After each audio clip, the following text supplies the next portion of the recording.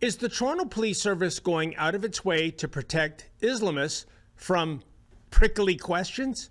Sure looks that way to me. Truth be told, what I am about to report is shocking, but sadly, it's hardly surprising. Indeed, for more than 2.5 years now, it seems as though Hamas is actually running the Toronto police. I do not jest. Pro-Hamas demonstrators gather in Jewish neighborhoods to chant genocide, display swastikas, and cosplay as terrorists. And what do the cops do? Well, they arrest peaceful counter-demonstrators and members of the independent press, and on chilly days, the cops deliver coffee and Timbits to the Islamists. And let us never forget that last year, the police released an official podcast noting that there was a silver lining to October 7th, 2023, aka the biggest massacre of Jews in one day post-Holocaust, which is to say, according to the Islamist cops holding this podcast, the atrocity has apparently resulted in more people converting to Islam. Through social media, a lot of people after October 7th started learning about Islam. They did, yeah. And they said, okay, what is it with the religion that why is it so hated? Yeah. You know what I mean? Why are they being attacked all the time? Gee, so much for that religion of peace shtick. However, we now have even more evidence that the Toronto police brass is on the side of Team Hamas. Namely, the police are deliberately going out of their way to mollycoddle Islamists by preventing them from being questioned by members of the media, especially, presumably, the independent media. Here's the deal. Last Monday, a Toronto police media release plopped on my desk. It read, quote, "Man arrested in suspected hate-motivated mischief investigation, Don Mills Road and Fairview Mall Drive," end quote. The release goes on to state the following, quote, "The Toronto Police Service is making the public aware of an arrest made in a suspected hate-motivated mischief investigation. It is alleged that between August 6, 2025 and May 5, 2026, the accused attended a church multiple times in the Don Mills Road and Fairview Mall Drive area. On each occasion, the accused damaged the outer glass doors of the church before fleeing the area. Through investigation, the accused was identified. On Tuesday, May 5th, 2026, Zohrab Mehmadouist, 45, of Toronto, was arrested and charged with 1, 4 counts of mischief related to religious property. He was scheduled to appear in court at the Toronto Regional Bail Centre, 2201 Finch Avenue West, on Wednesday, May 6, 2026, at 9:30 a.m. in room 105, end quote. Did you notice something peculiar in the wording of that release? Well, for starters, it was written in the past tense.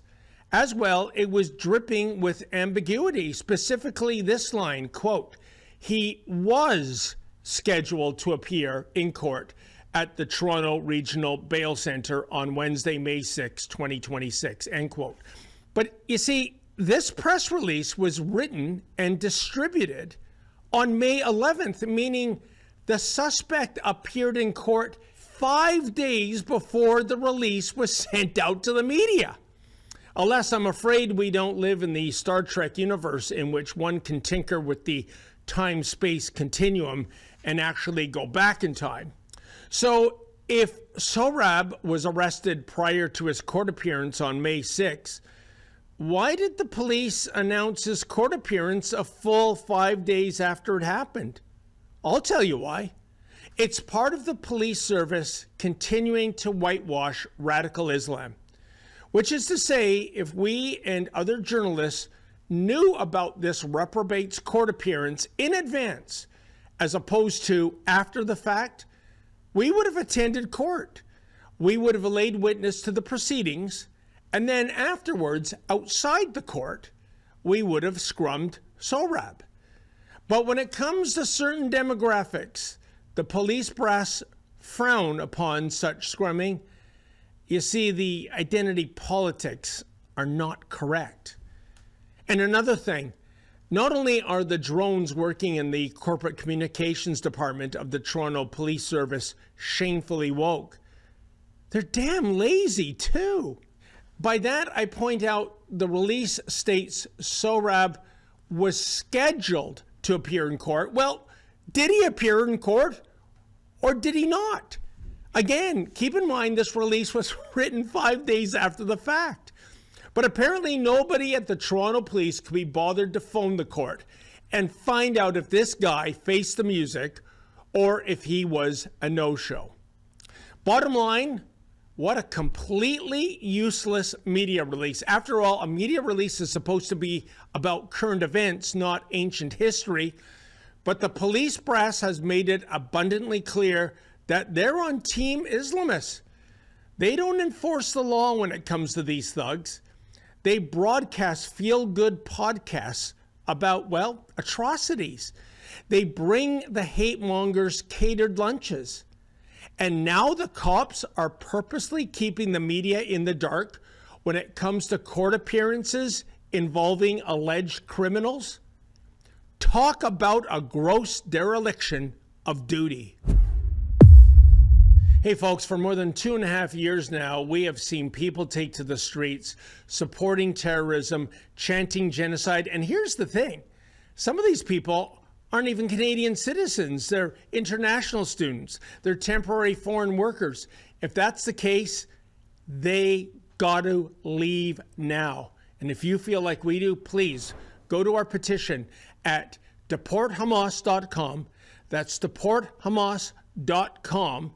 Please add your name to the growing signatures.